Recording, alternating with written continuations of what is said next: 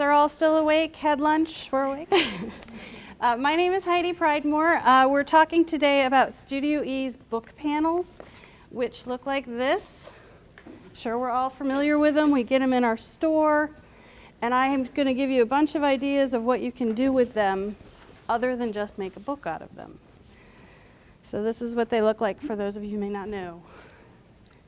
When they do the book panels, there's a couple different types.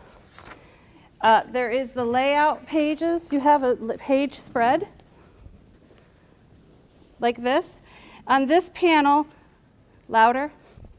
On this panel, you'll see they divide each page spread as a box. So you can easily cut these apart and use them as blocks, which you'll see a lot of times on the free patterns. We'll use these for quilts. And all of the patterns are on the website, Studioe website, to download.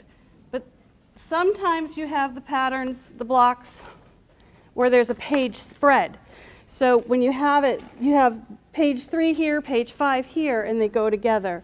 So what we did with that is we fussy cut those and we seamed them to make, this one is a little apron.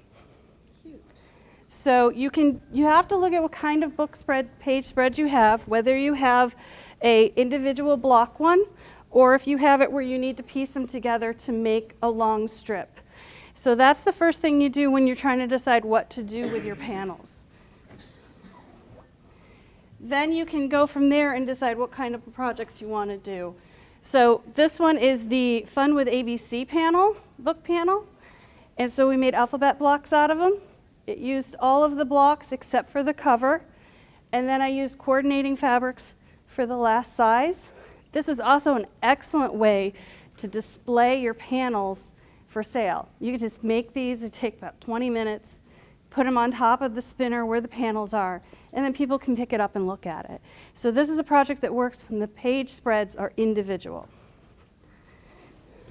Another idea that we did with that is we made a growth chart. Okay? So this one we used all the pages from the book. We took a tape measure along the side and glued it on there. And then you can use this as a growth chart versus just having a quilt. And you'll notice we started at 20 because most babies are 18 to 20 inches. And you can hang it 20 inches up off the floor. And then you can use a safety pin with their name and pin their name at the height. But this is another clever, just very simple way to use the panels. And then what we did for the back, we used the covers on the back. And this book panel was really cute because it has a place where you can sign your name. So on the growth chart, you could put their name. So another project that you can do is a tote bag. This is, again, we took the panels. They were individual page spreads. So we were able to break it up and offset the blocks. If we happen to have had a continuous page spread like this, oops, yeah, like that, you could just sew them together to create the bottom panel of your tote. And it's also a great way to use up if you have the coordinates, if you only have 1 or 2 coordinates left after you bought the whole collection. So you get the book panels and 2 prints left. Just make something simple like a tote bag, especially if you have a tote bag pattern hanging around your shop. How many of you guys have those? You just pin the pattern on and you can sell all 3 items. Another one, pillowcases. You can do a fun pillowcase class. This is a smaller size pillowcase because we used 4 of the blocks for the tote. But if you wanted a standard pillowcase, you would use 6 blocks on one side and 6 blocks on the other, and you'd have a pillowcase.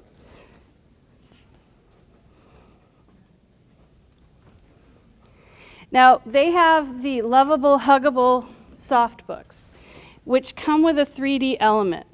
So when you looked at this, you saw the little turkey feathers. All I did was you get a front and a back because you only put 1 on the book. Well, for the apron, I just used yellow fabric on the back and made them the elements on the apron. So I ended up with 2 sets of feathers that way.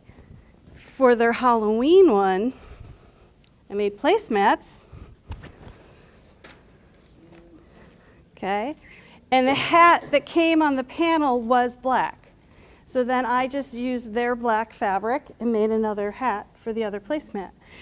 Doing it this way, you can make a set of 4 placemats out of this panel. So it's because if you need to make it line up, you actually do waste the next square. But most people don't want more than 4 placemats anyway. So if you have themed projects or themed panels in your store, think about a themed project for it. Now, I lost my list. Here we go. So a couple of the other items that I had written down here, I didn't have enough time to sew all of them, but you could do a diaper bag. You can use the pockets on the front and the back of the tote instead of just having it the bag front. Make the pages the pockets. Put a magnetic snap on there. You can sell the notions to go with it, and you can stay within the baby theme if you want to do a diaper bag. Growth chart we showed you. Aprons, I showed you the one I made out of the turkey, but you could take, for a little kid, take 2 or 3 on the front, 2 or 3 on the back. They just did a collection that's tools coming out. You could do a little tool apron for the kids. You could do a full bid apron and make one of the pages a pocket at the top. So aprons are really popular. You can make them out of the soft books. Shower curtains. How many of you guys have ever made a shower curtain? Okay. Shower curtain is a great idea to use the panels. You can applique them on the front of the fabric. It takes 5 to 6 yards of fabric for a shower curtain. So you're selling a lot of backing fabric.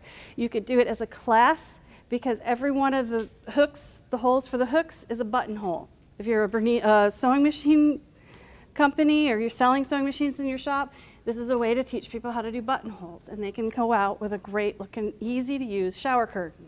All you do is have them go buy a cheap vinyl liner and they can put it on the back. Laundry bags for a little kid's room. You can get one of those wire baskets from IKEA and make a liner to go around it. And then just make sure you can source the basket to the customers when they make the cover. Bumper pads. Panels are perfect height. You can take 2 book panels and do a whole crib for bumper pads. Backpacks, they have a lot of kids' backpacks. There's a couple on the Studioe website for a little drawstring backpack. You can make it out of the book panels. And then a sleeping bag, little kids' sleeping bag. You make it, it's 40 inches wide by 60 inches high, and you can fold it over and Velcro it, and you have a little sleeping bag. Daycare nap pads. How many of you know little ones going to the daycare? They have the cots. You can make a little nap pad, or you can make throw pillows to go with them. A toy organizer. You can do the same idea that we did for the growth chart without the ruler, and each one of these make them a pocket instead of having them part of the quilt. And then each pocket is a place they could put their stuffed animals, their toy trucks, whatever they want. So this one idea you could actually do 2 different ways. Holiday card holder.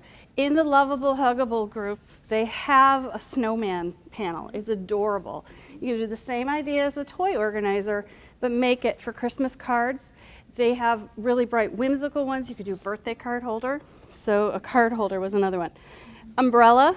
They sell out there, and I think all the distributors have them, umbrella kits. So you could create an umbrella, and each of the spines on the umbrella is part of the book. And then towel accents for kids, especially if you have anyone who likes doing machine applique or machine embroidery. You can combine the 2 and create appliques to go on pre-existing bath towels. They're machine washable. As long as you fold under the edges, you'll have no raw edges. And it's another quick, easy sample you can make in your shop. Hang it by the panels and see if they sell. So, anybody else get ideas from this you want to share? Because once you start thinking about what you can do with the storybooks, there's a ton of different things you can do with them. If you think about cutting them apart, thank you. If you start thinking about cutting them apart and what you can do with them, the ideas are endless. So these are the huggable, lovable books. Have you guys seen these? Mm-hmm. With the dimensional, no, these are the new ones, right? Yeah. Yes, so instead of the hat and the antenna, this go around she did feet. When are they coming out? It says it on the card, the number let's see. Am I not seeing it? Here, you look for that. I'll keep showing you the pretty books. December. This one, oh, this one is one of my favorite. Pigs with feet. I mean, and they go together so easily. Now, when I've made the samples for them, I have put stabilizer inside the shape and a piece of fusible fleece. I was just at a group, and the woman pulled out her project to work on. It happened to be these books, and she was using stabilizer, and then she stuffed them with batting, so they had some dimension to them. They were very, very cute. Those both those ideas are on the instructions for it. Then we got the fox. His tail comes out. And I can tell you from my own personal experience, they've all been tested and they work. And then we've got, oh, he's my favorite, Mr. Elephant. So they're so adorable, and you think about wanting to have them, but how many soft books can we sell in our shops? If you could take some of these ideas and even look at some of the existing patterns that may not be moving in your shop and combine the two, you could create a nice seller and an easy sample. Let the panel do all the work for you. And then the little car. Now, are the Halloween, are there totes too? Not for this one. Okay. Halloween, they're shipping out. Okay. Sorry. You know what? She never understands me anyway, so it's fine. Does anyone have questions about the projects I showed or some of the ideas that I just shared with you? Anyone have panels sitting in their shop right now and they're going to run off and how many of you are going to run to the Studioe booth and get the next group of books? So again, these samples do not take a long time to make, but even just hanging the pillowcase, you know, it's a very, and how many pillowcase patterns are there? And now you have a story for bedtime. And you can even make the book to match it. I have to say the placemats were my favorite. They're really cute. They're really, really cute. And again, all the work is done. The panels are adorable. The stories go together well. You just have to pay attention to what kind of page layout you have on the panel, because an individual page that can be cut into a square works much, much easier than when they're split, because then you do have to seam them. But when they're this cute, it's worth the extra efforts. The other thing about panels, whenever you're working with the panels, is to make sure if it's got to match up to another piece, that you put a cheater frame around the panel. And what I mean by that is when you cut the panel squares out, you sew a frame around it and then square that up to the size you need. That way, if their panels are a little skewed or a little stretched from the bolts, you've covered yourself. So when you do all the pieced blocks next to them, they all match. So that's another tip about panels. No questions? You guys really do need some chocolate.